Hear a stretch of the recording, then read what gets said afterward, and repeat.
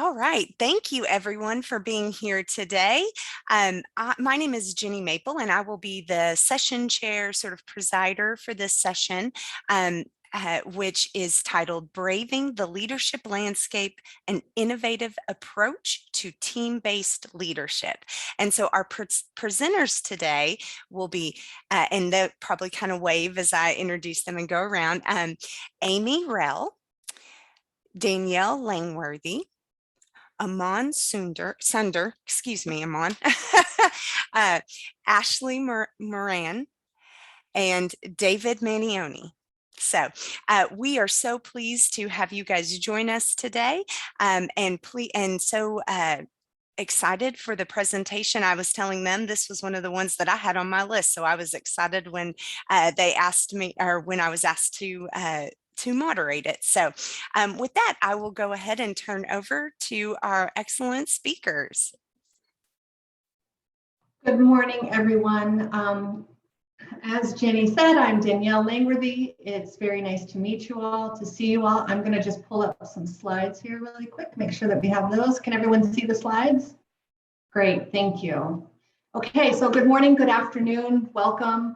I am so excited to be here with you, as are my co-facilitators. We're here from the College for Financial Planning, and we'd like to share with you our experiences with team-based leadership. So my co-facilitators and I serve on our college's provost leadership team, or what we call PLT. This includes, of course, our provost, Dr. Amy Rell, Dr. Aman Sunder, and David are our deans. Ashley Moran is our registrar, and I am our academic affairs coordinator. You'll hear from each of us today. The team also includes our director of academic assessment, but this is currently a vacant position, so you will not hear from that person today because we don't have them yet. So what we're going to do today is we're going to briefly introduce you to the college, the leadership team, our styles of leadership, the styles of leadership that are most commonly pointed to in the literature. And then we're going to give you a chance to apply the model to a hypothetical, though commonly found student issue. And then we'll have time for Q&A, discussion, and wrap up. So I'm going to turn things over to our provost, Dr. Amy Rell, who's going to share a bit more about the college. Hi, good morning or good afternoon. Welcome to our session, and thanks so much for attending. It's a really small group, so please just jump in at any time with any questions, thoughts, interrupt us away. My job is the easiest, which is just to give you a teeny overview about the college. And I would imagine that since I had not heard of the college prior to applying for this role, most of you have never heard of the college either. And it's such a shame that I didn't know about the college before, because now, having been here for almost 3 years, what a delightful and wonderful institution of higher education. The college was founded in 1972, and next year is our 50th anniversary. We're regionally accredited by the Higher Learning Commission. Interestingly enough, the college, initiated as a not-for-profit institution, has gone through several changes. We are considered for-profit now. I always give that with the caveat that we do not accept financial aid or Title IV funding. So that puts us in a little bit of a separate category in terms of the reputation that many for-profits have. We have a very sizable enrollment, rolling enrollments, about 2,500 students. We average annually somewhere around 10,000, 11,000 students. The college is one of the pioneers in stackable education and digital badges and micro-credentials, with well over 17,000 issued at this point. So just to share with you a very brief snapshot of our programs. One of the programs that the college actually founded, it's since the board has broken off to a different entity, but the Certified Financial Planner certification commenced at the college. And if any of you have financial planners, they're likely to have that credential. Again, my coming from outside the discipline, I always like to describe this credential as part of that alphabet soup you may see on your banker's business card when you go to see them. It's an extremely well-known and prestigious certification within the financial planning field. We also have about 13 graduate certificate programs. All of them lead to micro-credentials. Most are at the graduate level. And we offer 3 Masters of Science degrees. We're phasing out one, and we've just launched another. But we do offer those 3 programs. They're very financial focused, financial planning and finance. And then our kind of our test prep area is we do offer a test prep course to prepare for that CFP exam. We were purchased by Kaplan about 4 years ago, maybe 5 at this point, David? It's July of 2018, so Coming up on that. And of course, Kaplan's portfolio is very much aligned with the test prep model. So that's where our CFP sits into that portfolio. But we really emphasize our regional accreditation at the college. And so what we're going to talk to you about today is exactly what Danny had mentioned, which is how we're running this show and how we do so in a very, I would say, unique way, and a very collaborative way. And so with that, I would love to pass the torch to Ash. Thanks, Amy. So the Provost Leadership Team takes a team leadership model, as you can see for this presentation, to pretty much everything that goes on in academics and enrollment at the college. So leading as a team, as you can see on your screen, a collaboration of leaders. Our style is very democratic. We get together weekly to go over things, and our different styles of leadership can kind of be shown when we're having these discussions. Obviously, when you have a team leadership style, the opportunities are you get multiple perspectives. So 2 deans, our provost, typically a director of academic assessment, registrar, and then the academic affairs coordinator. So we all come in from different parts of academia to bring our knowledge and experience. There's leadership fit for more individuals in a department. And so we can kind of mold which leadership style we're taking on depending on the situation or the question at hand. And that leads into the next one, the right leader for the right situation. There may be an instance where I take a back seat because it's more of David's expertise in that area. So I'll follow his lead. And then it obviously avoids siloed work. You get more buy-in with more people making a collective decision as opposed to one person, for lack of better terms, dictating an order and then expecting people to buy in and feeling that they don't really have a voice. The challenges for team leadership, it can slow down the process. There could be a question that pops up and we would rather discuss it as a group. So we wait until our next scheduled meeting to bring it up, as opposed to being able to maybe respond to that question within 30 minutes and say, this is what we're going to do. And then also, like I said, it's democratic by nature. So it kind of runs a little contrary to some leadership styles. There might be some leadership styles that struggle in a democratic setting. Maybe they feel it's moving too slow, or they're being outnumbered, so to say. So there are some challenges that come with the model that we've taken on, but more often than not, as you can see, it's a collective voice that we put together. So with that being said, what are these leadership styles that I keep talking about? So on your screen, you can see that this is just one model. There are countless out there. If you Google or go to the library section for whatever, there are a ton of different leadership styles because this is a very heavily researched and scholarly area. This particular one is a little basic. As you can see, there's only 6. We've seen ones that go 10, 15, 20. They really narrow it down. It can be a little overwhelming. So this one was the one that we felt most comfortable with to kind of get our point across and share where we're coming from.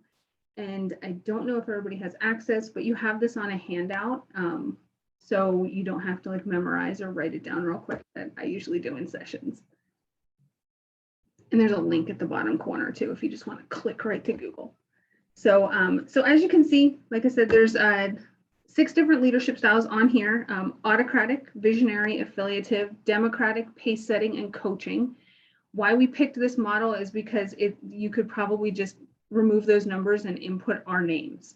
It perfectly shows our collective backgrounds, I guess you could say, or natural leadership styles, as we'll talk about. But does anybody else have any input on this particular model from the handouts? Because I know on the handouts there's another one that might be a little deeper of a dive. Yeah, Thank you. the handout that, oh, good, that's great. Thank you for including that, Jenny. The handout is located in my profile. I uploaded it there. So it includes this slide, but also another model that's commonly looked at and commonly discussed in the literature. And it is the same sort of 6 styles that you see here, but with a little bit more elaboration. So I'll dig that up and link to that in the chat as well. Thank you, Danny. I know when I'm sitting in sessions, I'm always trying to like write everything down and try to remember. So I appreciate you linking the handout over.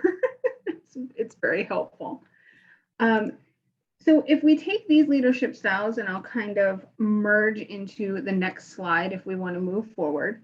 If we take these leadership styles and we take our provost leadership team, you can see that there are everybody kind of fits into one by default. Maybe like mine, I'll start with when we are going through, I'm like, oh, I can do that, or oh yeah, I'm that one. But I really kind of narrowed down to coaching.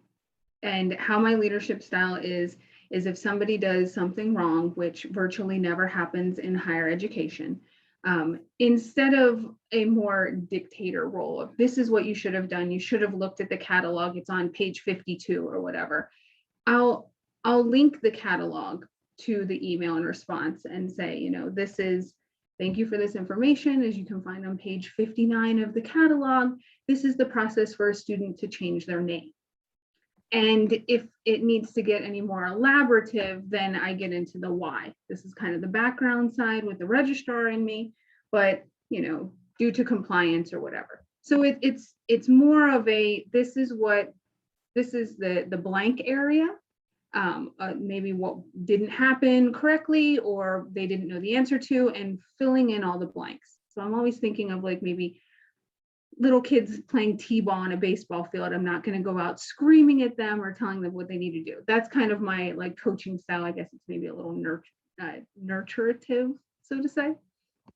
But we're going to go around to everyone else on the leadership team and talk about their leadership styles, because it's very different, or you might see a little similarities, some crossover with coaching from mine and everyone else. And so I'm going to start with David Manioni, who has self-identified himself as a pace setter.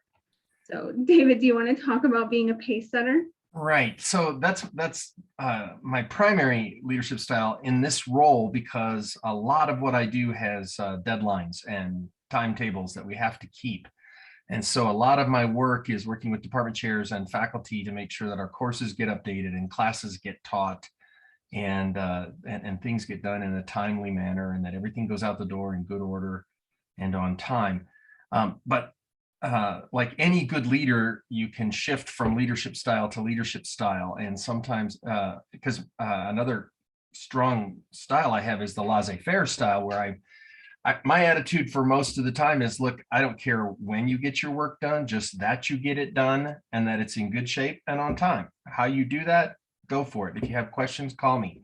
And, you know, I kind of step back. But when we start to get to crunch time, I can shift into autocratic mode pretty quick and say, all right, you said you're going to get this done. You didn't get it done. Now what are you going to do? And we start, you know, problem solving that way. So you have to be able to shift styles. And just one other thing I want to add before I shut up and let the others talk is that as you can see from this, one of the things that makes this really work is we're not all the same style. And it's very important when we hire this director of academic assessment that we find a style that complements the rest of us too. So it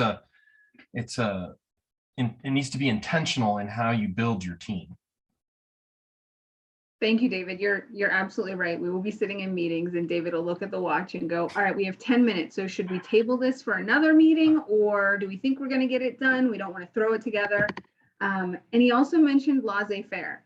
And that's an example of our, the 6 different styles that we provided to you on the previous screen didn't have laissez-faire. And so there are other ones out there that we've researched and looked at to kind of like pinpoint how we function and in our role, because this could be completely different based on the situation, or if you get a different job role, you could function differently. So David brought up a lot of really good points. With that, I am going to go over to Danny, who has listed her primary leadership style as affiliative. Thank you, Ashley. So affiliative is my default by nature. I really believe that people to know that they're valued in order to do their best work. I think that probably comes from my own need to know that my work is valuable as well. So it might be a little bit of, placing that, transferring that onto other people, but I trust people to get their work done, to do a great job. So I can take a laissez-faire approach as well. But I also really appreciate deadlines, and I know that we have to accomplish tasks. We have to keep things moving. So I can also move into a pace setter mode. So, I sort of, those are the modes that I feel comfortable using. But of course, there are others into which I can grow as needed. So that's, part of sort of it's leadership by situation, but also through growth and adapting to new situations. Thanks, Ash. Thank you, Danny. Dr. Aman, you are listed as a visionary, and I don't think that could be any more accurate. Do you want to talk about your visionary leadership style? Thank you, Ashley. So these leadership styles that you see here, they're not just self-identified, they're also observations of the peers discussed and agreed upon. So my peers think that I'm a visionary because they've seen me in action in this style. The idea here is that it seems that whenever I come up with ideas, they're always kind of hooked to a futuristic view of where we are and where we should be. And also it's not just about a larger picture for the entire grad program or the institution. It is also for little things like our sub pieces of the larger picture. For example, a person's career progression, where that person can be, where they are today, where they can be, and how they can fit the future role. So all of these together kind of come with another huge perspective that I need to, when I'm doing this, I need to trust their intention and their intelligence while I'm at it. And because I do that, I also become slightly more democratic, where I involve everybody together, and they all in cross-functional task forces that I've built, and like that so that's why, I mean, you can call me visionary, but I also see myself as democratic. I don't know, visionary is what they call me, democratic is what I would call myself. So that's me. Ashley. Thank you, Aman. You are very democratic as well. He typically has a vision like the development and the launching of the college's new master's program. A visionary has a very come with me style. I have this idea. I would like you guys to buy into it. And then his democratic style is really putting the best people in the best spots to really fulfill his vision and see it come to life. And we're all very proud of Aman. His new master's program is scheduled to launch this month because of both of those leadership styles. So another democratic leader who we have this team leadership model because she's a democratic leader, but she'll also talk about her other styles, is Dr. Amy Rao. Amy, do you want to talk about your leadership styles with the group? You guys have said it all brilliantly. I mean, we've got me listed as democratic. I would like to point out that I think that probably drives a lot of people crazy because it can slow down the process. And I'm constantly saying, what do you think? Where are you guys at with this? How do you, and obviously there's a time and a place when certain decisions have to be made. For example, right before this session today, I said to Ashley in a very autocratic manner, I'll speak last about my leadership style. So again, we can all flex in the certain situation. I want to echo what David said about how important we're going into interviews later this week for our director of academic assessment. And, this presentation will be very much on our minds as we look for the right person for that role. It's been a revolving door for us for many years. And I wonder often if it has to do with potentially a lack of fit with our leadership styles, because if you do look at this leadership team, it leans more towards the democratic style. You don't see anybody up there with their primary style listed as bureaucratic or autocratic. And that's not a good thing or a bad thing. But it certainly does show the way in which our styles lean and impact the work that we do together. Yeah, I'll leave it at that. Thank you, Amy. And so now we're just going to talk about a couple challenges that the college has worked through using our different leadership styles and in collaboration with one another. And so our very first one, we can flip. There we go. Perfect. Challenge number 1. I will pass it off to our challenge number 1 presenter. Hi, that's me. So one of the challenges that we'd like to share with you that we worked together as a team to address involved our need to implement and encourage professional development amongst our faculty and our staff. So our disciplines include a need for continuing education to maintain those credentials, to maintain that alphabet soup that Amy was talking about previously. But we needed to establish a culture of growth in terms of teaching and learning and scholarship at the college. So Amy used her role as the provost to secure approval for funds, but in keeping with that democratic leadership style, she assigned the task of defining the parameters of professional development for the college to a committee, the Committee for Excellence in Teaching and Learning. And I know many colleges have a center that, a well-established center, but that's part of our process and our journey is we're starting with a committee and developing the foundation for a larger center in teaching and learning. So as the academic affairs coordinator and the chair of this committee, I used a pace setting style to sort of set the timeline for the committee to produce recommendations for the provost and the leadership team. I used an affiliative style with our faculty and staff in order to get feedback on their professional development needs and desires, as well as to brainstorm methods for generating buy-in amongst academic leadership and faculty. So the provost leadership team as a whole took under consideration these committee recommendations and made final decisions on what would be included in those funding opportunities. And our deans, as both pace setter, primarily pace setter and visionary, they held conversations with faculty and staff to help them understand the expectations, the timelines for professional development at the college, but also the fact that professional development is more than just subject matter expertise. There are opportunities beyond that to enhance our skills related to teaching and learning or other components of our work. So we had some successes. We had some successful outcomes, and those include equitable access to funds for both staff and faculty, and a more robust understanding of what those professional development opportunities look like, as well as a path for how to access those resources. And we've been really happy to see that both our faculty and our staff are taking advantage of those opportunities. However, of course, we still have some continuing challenges, some things that we're still working on.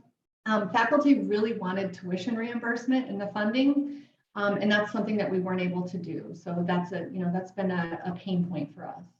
We've also had some work to do in coordinating how we share opportunities. Opportunities come in from all sides. People have different listservs that they're a part of, different information coming to them. And so sort of coordinating that and getting that out to everyone is something that we've had to work on a little bit. And also sharing what people are bringing back from those opportunities. We attend conferences, figuring out how we can best share what we've learned in these sessions with everyone across the college is something we're still trying to sort of figure out as well. We also continue to need to coordinate messaging on the importance of professional development, particularly in teaching and learning amongst faculty. We have some faculty who are really convinced that subject matter expertise is the most important thing, the only thing that matters. there are some who maybe have the idea that they're good at this, they know what they're doing, there's not really a lot of room for improvement in the realm of teaching. And so we have a little bit more work to do in terms of developing that sort of growth mindset, and integrating that into our culture. So we continue to work on those things as well. So that's our first challenge. I'm going to hand it over to Dean Dr. Aman Sunder so he can tell us about another challenge that we faced collaboratively. Actually, Danny, I think it's me. I think I've got challenged too. My apologies. It's all right. David, would you please? Thank you. No problem. So one of the challenges we've had when well, it goes way back. Prior to Kaplan, we were owned by another corporate entity, and it's blending cultures. The very corporate, profit-focused mindset versus the academic mindset, and college versus Kaplan. There was a lot of that in the beginning, a lot of us and them going on, and the whole idea between academia and practitioner, and we're kind of a blend of both, right? So we're very focused on preparing professionals in a specific industry, and so a lot of our faculty are also practitioners or have at least a background in doing the work that we teach. So with the challenge is, how do we pull that together into a true academic setting? And the key to that really has been when Amy joined the college, like say almost 3 years ago now. She came in with a very academic mindset. Frankly, she didn't know anything about the financial planning world and openly admitted that. And that was actually good because she brought in a lot of the academic things that we had not had before. We created the provost leadership team and then an academic structure with a provost and deans and department chairs. And prior to that, there was a vice president and a director and other things. Yeah, so it was very corporate as opposed to academic. So Amy's democratic style allowed us to move into that. She kept asking our thoughts and our opinions, and we came up with this web style of leadership within the team. We're small, and so there's no reason why a faculty member who reports up to one department chair couldn't reach out to another, or to another dean, or we can all talk to anyone at any time. And so that's really a very democratic thing that Amy put into place. And so once we kind of got a vision for what we were going to be doing, it was upon Aman and I to use Aman's visionary leadership style, my pace setter style, to guide conversations with the faculty on their roles. And another thing, we introduced was we have 4 pillars that faculty are engaged in: content, scholarship, service, and teaching. And so that makes up our load. And we started having those conversations with people, and really it wasn't even hard to get buy-in because we were all doing that. It was just being called by a different name, but it really organized it and has brought on a more academic mindset. Then the registrar comes along, and Ashley is a real registrar. She's awesome at what she does. She's got such a great background, and her coaching style of leadership has been very critical to helping get the college catalog updated, revised, brought back from the dead, maybe, Ashley. So we've got that piece done, and then just the implementation and support of all the college policies and procedures. And then our director of academic assessment, that role assures compliance with our accrediting body. And then Danny's role as academic affairs coordinator with her affiliate of leadership style. She is constantly bringing in best practices from other areas. She leads our Center for Excellence in Teaching and Learning and guides faculty in that way. So all together, we have brought faculty along. Some of our successes have been that we've really become one culture. We don't hear us and them anymore. We don't hear Kaplan versus the college anymore. And then we had to remodel some language. A lot of it was with our Kaplan partners in shared services, where we had to change their language when they're talking to us. We don't have customers, we have students, we don't have products, we have programs and courses. Our students don't buy products, they enroll in courses, and they don't pay a retail price, they pay tuition, just little things like that. And I had a conversation just this morning with another shared services partner that the college does not have SMEs. We don't have subject matter experts. We have faculty who are professors or chairs or deans. And so it's just it's all being very well received by our partners, and certainly within the college. And it elevates everyone in everyone's role and their own self-esteem to be considered an academic. So with some challenges, we still have some of those. There's a shared governance issue we have, that we're a fully accredited college. It's run by a board that's owned by a corporate partner, which is weird. And it creates some challenges in how that all happens, because there's things that we have to be very careful to maintain our accreditation, but it is a challenge to navigate that ground. And another thing that and we've kind of come through this, and I might even be able to shift this up into the successes. In the last 4 years, we've had 2 changes of control that we've had to go through with the Higher Learning Commission. And it's been a lot of work. And we're just now about to wrap up our interim report for this second change of control. It's been, it's still an ongoing challenge, but we're close to having that one done. They're still with that corporate partnership that we have with the company that owns us. Sometimes we struggle with the understanding of the relationship between the college and Kaplan. They're built for test prep. We only have one test prep course. Everything else we do is an academic course. Most of them lead to a credit in the master's programs. So it's very different when we talk with other partners in the Kaplan setting, because we have to shift their mindset. And the good news is the leadership in Kaplan gets that. It's some of the people that report up to them that we have to continually work for. So we're still trying to figure out how to take advantage of economies of scale and yet remain an institution of higher education. Okay, now it's Aman's turn. Okay, thank you, David. So Danny and David have presented most of what I'm going to say, but let me just piggyback right on what they have said, and you'll understand what is going on. So I'm going to address this issue of cultivating a faculty voice and influence. You have to realize this, that what we teach here is financial planning and finance. Both of these programs in different ways and forms are driven by the industry.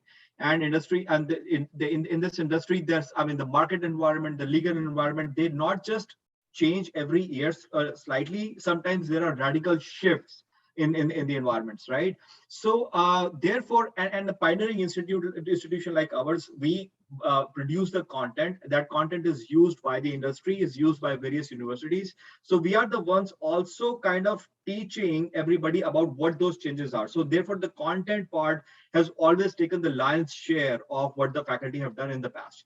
But now when we come to being an institution of higher ed, obviously there are other things that faculty must do, right? So there are things like they have to teach, they have to do scholarly research, they have to also participate in college building by participating in various committees. And they have to have a voice. Faculty should be the one who drive this content, who drive the teaching, right? So to cultivate this faculty voice, there was a lot of challenge, because when we had these two giants in financial planning teaching come together, merge, and we now have more than 40% market share in financial planning alone in the US, in the entire world actually. So we had to make sure that faculty understand that they ought to come out and start participating in the college, right? So to cultivate that voice, because they are the ones driving the curriculum, they are the ones engaging in scholarship, assessing student learning, and there's this whole continual improvement is all this should be driven by them. So how do we do this when they're coming with a mindset of just being a SME and, you know, producing content really fast and being updated with this? So our provost comes in, and she first of all started with a structure. She said, okay, I'm going to create this provost leadership team. She has a democratic style, which obviously led to what we are presenting today. This is all based on because she decided. If she was autocratic, we would not be making this presentation here, right? So we have this PLT that she created, and the provost leadership team. And provost leadership team goes on and creates an academic structure where we have different departments and chairs and faculty who report up to them. And now with this academic structure, we have loads and goals forms that are introduced to them. So they all have their different pillars they need to work on, and they understand what is going on. They have their individual goals that are now aligned to their department goals, to their academic affairs goals, to the institutional goals. They are now nearly perfectly aligned. And now when they have understood, with David still keeping the tab on every single deadline, Aman keeping pushing them on the vision of where we are and where we should be. We are pushing the faculty and providing them with environment where they can talk. So we have like places like Faculty Senate, we have academic affairs meetings, we have summits that they participate in. They've started coming out and talking. So while we're at it, I mean, how do we really? It doesn't stop there, because we require them, we need to train them, right? So that's where Danny comes in, and Danny comes in with all kinds of best practices across the universities, and she starts training the faculty on that. Our registrar participates in this, and she has her own various committees, and she starts employing faculty on those committees. So they start participating in different decisions at the college. So now suddenly we see that faculty are everywhere. They have a voice, they start talking. All this is not without challenges. I mean, if you see, we have a faculty senate model. We have various successes, like faculty senate is now in place, it's working, but we are still trying to understand what that faculty senate is, because it looks like a great place for faculty, like Facebook in its early stages. It is going to be something great, but we do not know what it is going to be.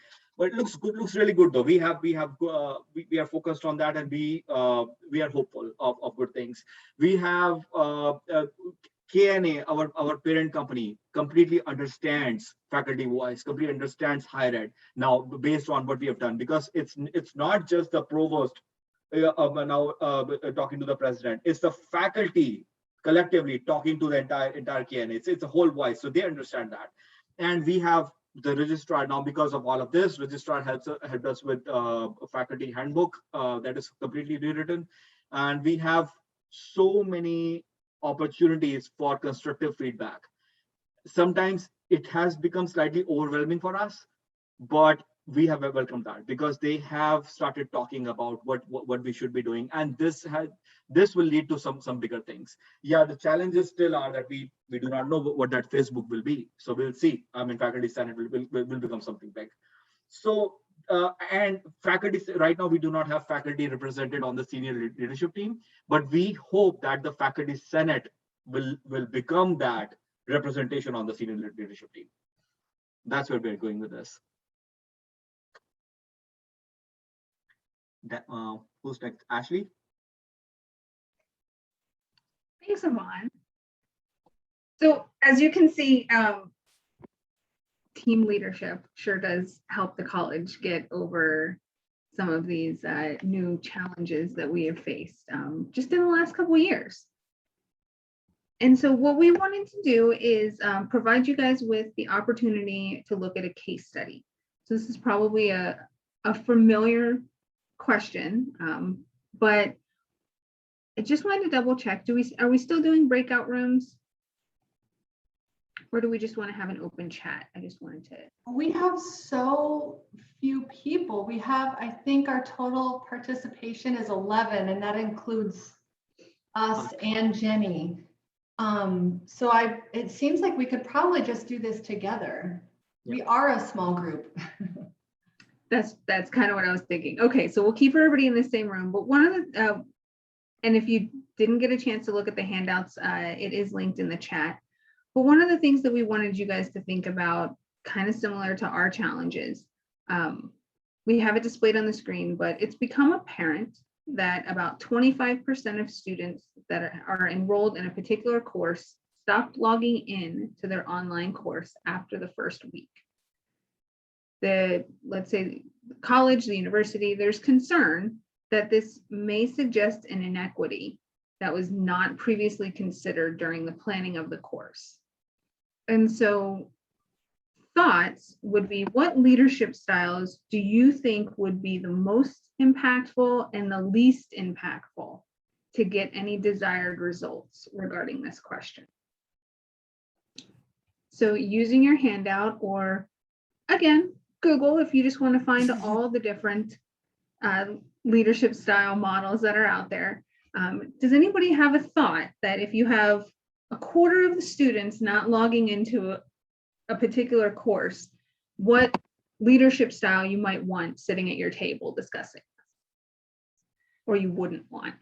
May I, Sometimes I'm sorry, may I Sure, ask a sure. question? So Yeah. you're not asking the leadership style that would be perhaps most desirable on the part of the faculty. You're asking a bigger question. In other words, if this is a pattern, what can the leadership team do to work with faculty to engage students?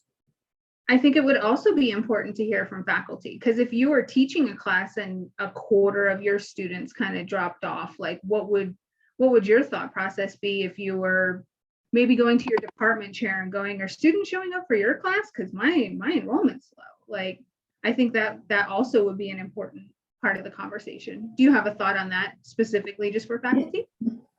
Well, I am an online professor for Loyola University in Chicago, and we do have this every term.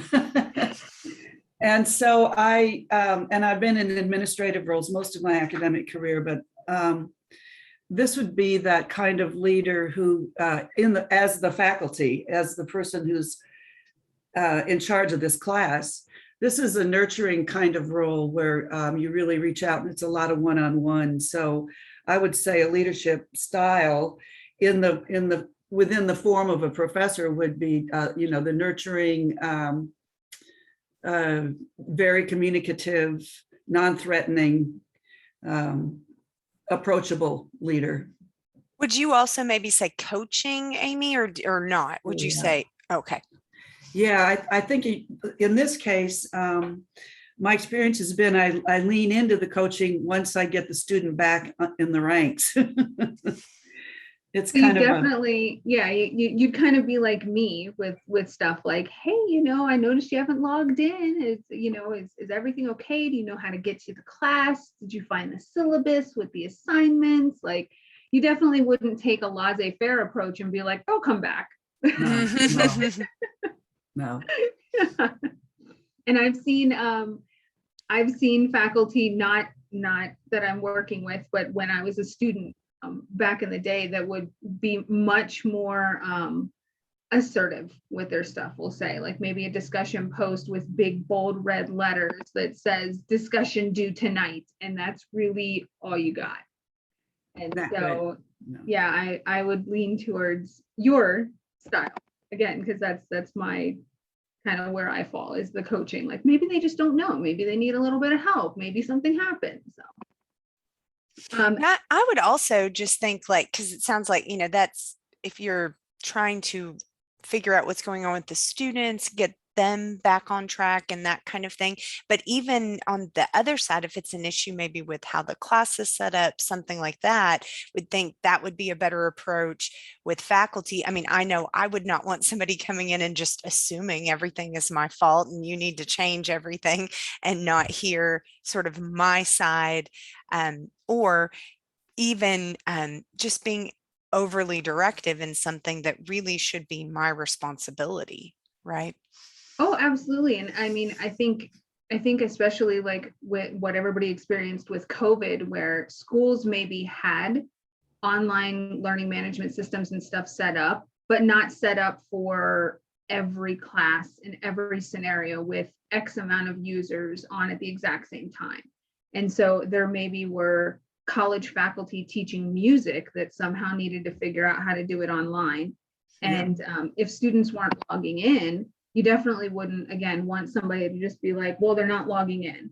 And it's like, well, wait a minute, maybe they weren't able, like maybe they didn't have internet. That was a big discussion out the colleges in Colorado. That was a big discussion where students were sent home maybe with a laptop, Right. but if they didn't have internet, now what do you do? Libraries are closed, Starbucks is closed if you want to sit and do that. And so that was something to consider. So I think you're absolutely right. Not only that, a lot of students that had not taken classes online previously started taking classes online during the pandemic, during, what initially. And so you had a lot of students who just weren't familiar with the layout of a class on an LMS. It just wasn't a modality that they were accustomed to. And so definitely accounting for that and finding out a way to reach out to them and help them navigate that, right? This is one of those roles that an online instructor plays. And not only with students, I'd add to that with faculty, staff as well. So that aligns with the questions that popped up in the chat before. Are you guys an online college? How are you meeting? Did you do this before so Right. interest in how we work with our colleagues as well, and what shifts we may have to make to leadership and how we approach things, not only with students, but in this new brave world. Mhm. Let me ask a quick follow-up then, especially from the perspective of faculty. If you had this problem and you talk to students and you recognize a pattern of answers, here's what the problem is, and you're kind of figuring out what the issue is, what leadership styles would you want in your leadership team to be prevalent to solving this problem? Well, I would hope for an analytical leader. There are solutions to this problem that are very serviceable and easy to implement. But the problem needs to be completely clarified and implemented. So I would like my leadership team, to whom I look for support, to be nimble, flexible, ready to make the changes. I would want to have a really deep discussion with the leadership team regarding syllabus design, and maybe some ways that our learning platform can have some similarities from class to class without being canned, so that students can become comfortable with navigation. And those are the kinds of things, making the possible happen quickly. I would just jump in right here and identify that pace setter leadership style as one that might make a lot of sense. I know at our own institution, when we were initially responding to some of these exact same issues, I mean, time was critical. If we had students who were logging off, we absolutely had to find out exactly what was going on quickly. We had to be very efficient in what we were doing, communicating, and that required somebody really stepping up and setting that pace of saying, we've got to meet every single day, every hour, it seemed like at times, to resolve some of these issues. And then eventually we were able to back off of that pace setter and go back into more of an affiliative or coaching leadership style, where we were keeping things going and really building those relationships, but initially definitely setting that pace to resolve some of these very immediate issues. Mm-hmm. Lysandra, Sonia, anything you want to add?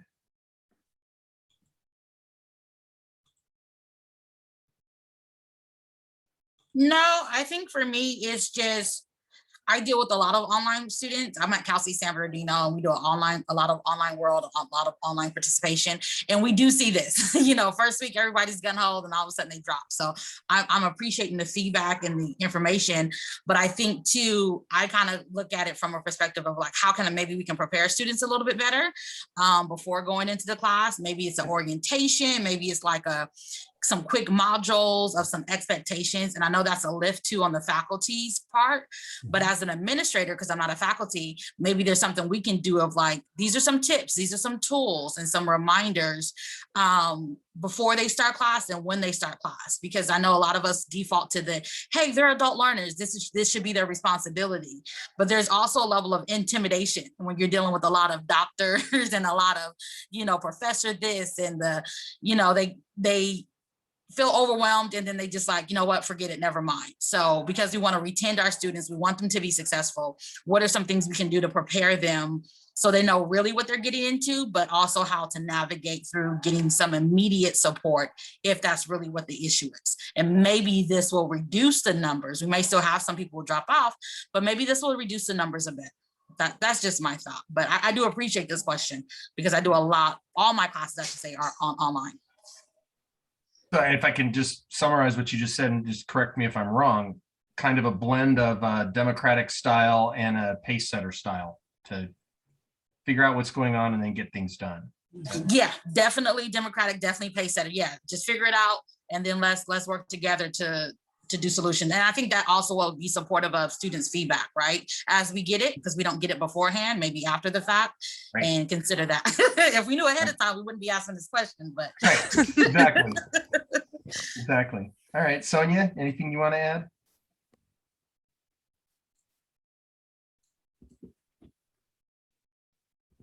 And it's okay. I put something in the chat. Oh, did Oh, you? okay, Sonia? got I'm it. sorry, we may have. Missed Well, that.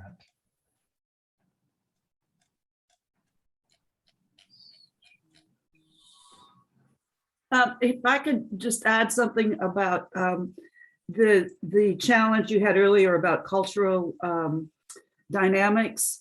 I have learned in my experiences with the online students, the definitions of time and deadlines vary. Sometimes based on cultural values and learned behavior. And so, simply a discussion maybe within the registration process of when and an orientation that might be required through registration about the inflexibility in a way of online teaching, particularly those courses that are now 8 weeks. There's no time to get behind. Yep, that's true. And if I could tie that, what you're saying, Amy, with what Lysandra was saying, because Lysandra, I mean, you mentioned adult learners, and adult learners, we sort of assume that they're adults, they'll figure it out. But I'm an adult learner, and I know if I'm confused, I can be confused and overwhelmed by something. And so I would imagine that anybody else could be as well. And we want to reduce the cognitive load that people have figuring out the platform and figuring out how to get where they need to be so they can spend that time and that energy on the material, the content, learning what they need to learn, right? And so part of that could be wrapped into an orientation or something that happens at registration so that they get to class and are ready to start learning. Adults are, I think, especially confused with their kids and their parents and their jobs going on and whatnot. So, absolutely. And their geographic location. Yeah, time zone management. oh, yes. Yeah, the time zone could be a huge, like I'm on the West Coast, so, and I'm a part of ACHE, so, but even just conference scheduling, right? So clicking that button at the top that says, update for your time zone will make a difference of whether you're going to miss or attend the session. And I think what happens is when we're talking about adult learners, there's an assumption to what you were saying, Danny, that, oh, you can just read and figure it out. And I've gotten many process guides, because I write them as well, and said, this is not clear. This information is not as transparent as we hope. And I think that's also a changing of perspective from our faculty, from our administrators. I do a lot of programs that are open enrollment, so that they have the set time frame, but they can start almost any time. So therefore, maybe the pace setting to what you're talking about changes. So just reminding them there's still that same support and that still availability, because again, the overall goal is for our students to retain and to complete.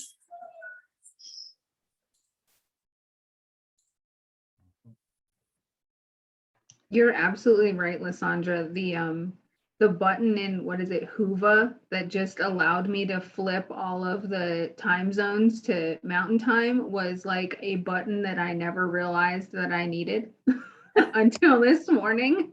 I was very excited when everything flipped over and I didn't have to like subtract 2 hours.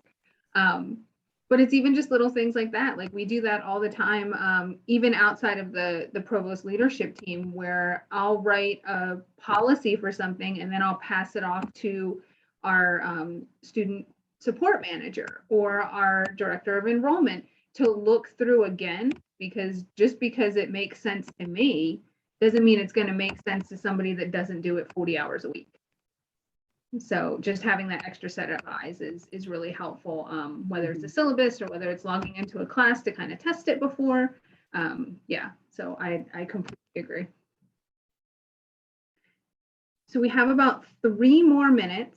Does anybody have anything that they would like to close out the presentation with, ask us about, anything at all? Fill in additional information to my fellow presenters? I kind of have a question, or maybe a nod to your leadership team-based style or model. We had the keynote speakers talking about how important it is to know ourselves if we can to be authentic and real leaders. And I was taken by a comment one of you on the panel made about, well, if this is this kind of question, we call on XYZ because that's their expertise. You really have to put egos aside and to work as fluidly as apparently you do. And I just want to acknowledge that. And I know from work I've done with, lots of teams, it isn't that fluid normally. It takes, you must have some real honesty that you share and trust that you've built. And those are not, those are difficult traits to not only earn, but to maintain. So a nod to you all for doing that. Thank you. Thank Amy. you. And I just want to add to that, Amy, when I brought to this team, when we talked about the opportunity to talk about our model, I think the response was, well, what isn't this how everybody, what's this, why do we present that? What's so special about it? I have also found it to be very unique in the many settings that I've been privileged to be a part of. That, thank you. Thank you. Agreed. Thank you all. I see the chats. Yes, I was going to say you guys are getting some good response and love in the chat. Agreement with just sort of confirmation, I would say. I hate to sort of bring the conversation to a close because I think we've had some really good discussion and could continue with several of the points that have been brought up, and would say those are conversations we can continue in Whova through discussions. Please feel free to reach out to any of our speakers through Whova if you have additional questions. I know they would probably be happy to answer those through that platform. Just a couple of quick announcements before we close out. Please, those who are attending this session today, be sure to go in through Whova to provide feedback for the session. You just go into the session and you'll see a button that says rate session that will take you to the feedback form, and we'd appreciate if you would take a minute to complete that for us. After this, we have a 30-minute networking break, which will actually be in a different platform called Wonder. The link is in the agenda if you'd like to come over and check that out and visit with some of us. And then we will be back for our next concurrent session at if I can get my time zones right, 2 o'clock Central, 3 o'clock Eastern, and for everybody else, I'm sorry, you have to do your own math. That is the extent of my math today. So just want to thank again everybody for coming and participating in this session. And once more, thank you again so much to our panel of speakers, the excellent information and insight that you've shared with us and good discussion that you have generated. So thank you all so much, and hope that you all enjoy the rest of your day at the conference. Thank you. Thank you, everybody. Yep. Hope to see you at other sessions. Have a great Yes. afternoon. Bye.